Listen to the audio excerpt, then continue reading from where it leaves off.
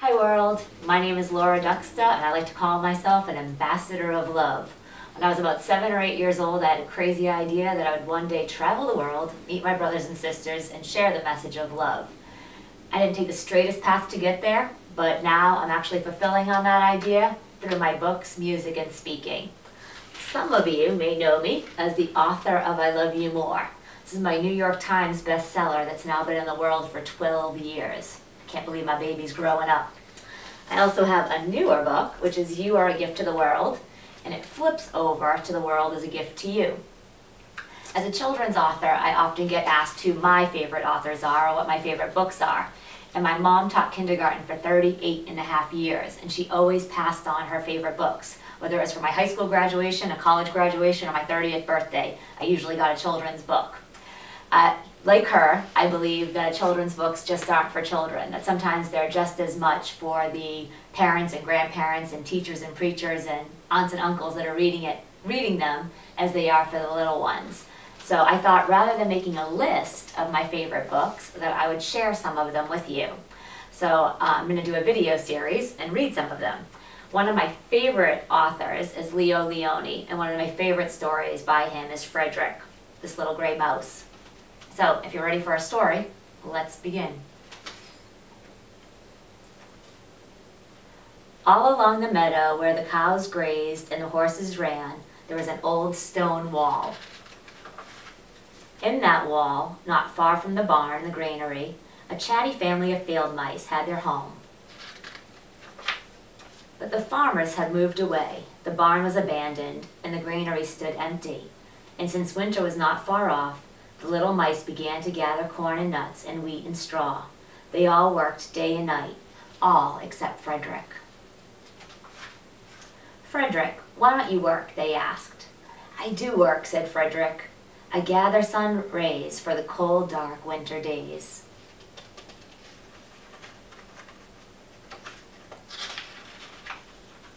And when they saw Frederick sitting there staring at the meadow, they said, "And now, Frederick?" "I gather colors," answered Frederick simply, "for winter is gray." And once Frederick seemed half asleep. "Are you dreaming, Frederick?" they asked reproachfully. But Frederick said, "Oh no, I am gathering words, for the winter days are long and many, and we'll run out of things to say." The winter days came, and when the first snow fell, the 5 little field mice took to their hideout in the stones. In the beginning, there was lots to eat, and the mice told stories of foolish foxes and silly cats. They were a happy family.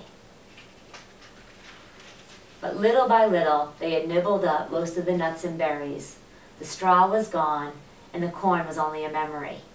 It was cold in the wall, and no one felt like chatting.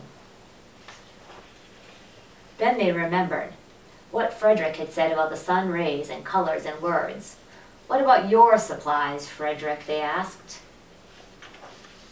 "Close your eyes," said Frederick, and he climbed on a big stone. "Now I send you the rays of the sun.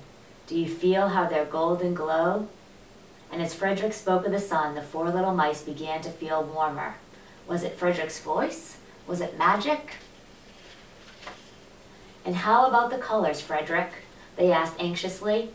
"Close your eyes again," Frederick said. And when he told them of the blue periwinkles, the red poppies and the yellow wheat, and the green leaves of the berry bush, they saw the colors as clearly as if they had been painted in their minds. "And the words, Frederick?" Frederick cleared his throat, waited a moment, and then, as if from a stage, he said, "Who scatters snowflakes? Who melts the ice? Who spoils the weather? Who makes it nice? Who grows the 4-leaf clovers in June? Who dims the daylight? Who lights the moon? 4 little field mice who live in the sky. 4 little field mice like you and I. One is the spring mouse who turns on the showers. Then comes the summer who paints in the flowers. The fall mouse is next with walnuts and wheat. And winter is last with little cold feet. Aren't we lucky the seasons are 4? Think of a year with 1 less or 1 more." When Frederick had finished, they all applauded. "But Frederick," they said, "you are a poet." Frederick blushed. took a bow, and said shyly, "I know it." So Frederick's one of my favorite stories. He reminds me a little of myself. I would love for you to share some of your favorite picture books and children's books. And this video series will be posted on my website, where you can find out more about me and my books and my speaking and soon to be music. And that's Laura at lauraduksta.com. LauradUksta. Until next time, keep shining.